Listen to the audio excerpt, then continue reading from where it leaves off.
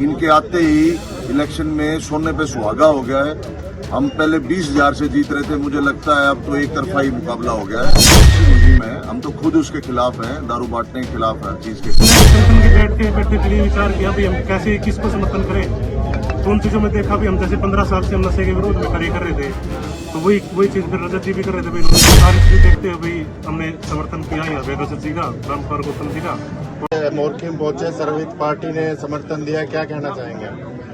ऐसा है, सर्वहित पार्टी के जो सारे असूल हैं वो कहीं ना कहीं बीजेपी में, और बीजेपी के साथ जो कैंडिडेट है मेरे पिताजी, उसमें सर्वहित पार्टी की नीतियों से मेल खाते हैं। तो उसी से प्रभावित होकर मुझे लगता है सर्वहित पार्टी ने आज ये इतना बड़ा फैसला दिया है। इनके आते ही इलेक्शन में सोने पे सुहागा हो गया है।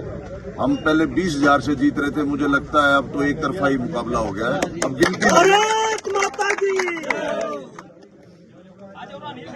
और सर्वहित पार्टी का एक मुख्य जो नशे के खिलाफ एक मुहिम इन्होंने छेड़ रखी है, उस पर आप क्या कहना चाहेंगे?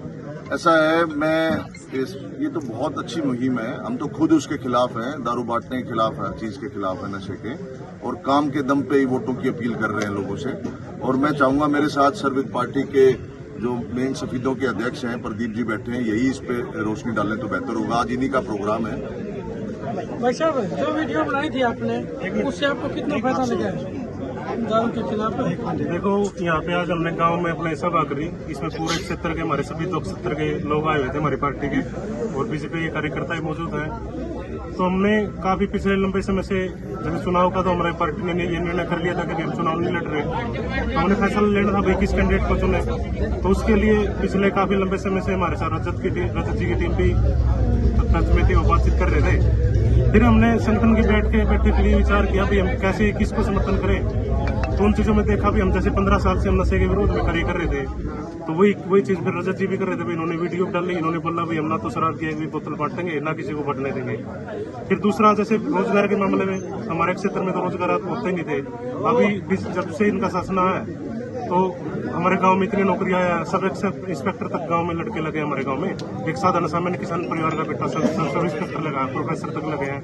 ठीक है, तो इन्हीं चीजों को देखते हुए पहले तो इतनी बड़ी पोस्ट के लिए या तो रुपयों को बैग भर के लेके जाने पड़ते थे, या किसी बड़े राजनीतिक घराने से व्यक्ति होना चाहिए था बच्चा। तो सारी चीजें देखते हुए हमने समर्थन किया यहाँ पे रजत जी का, रामकुमार गौतम जी का, और हमने इनको विश्वास दिलाया कि जैसे हमारे गांव के कैंडिडेट थे कलीराम पटवारी जी, पूर्व विधायक, उनकी तरफ से एक तरफा इलेक्शन हुआ था और किसी को वोट ही नहीं पड़ी थी। तो उस तरीके से हम यहाँ पे आश्वासन दे रहे हैं भाई पूरा एक तरफा गांव में इलेक्शन का रहेगा, पूरे क्षेत्र में हमारी टीम चुनाव तक कंधे से कंधा मिलाकर कार्य करेगी। और जो इनकी रैली वहाँ पे परसों को, उसमें भी हम पूरे दल बल के साथ अपनी टीम के साथ वहाँ पहुंचेंगे।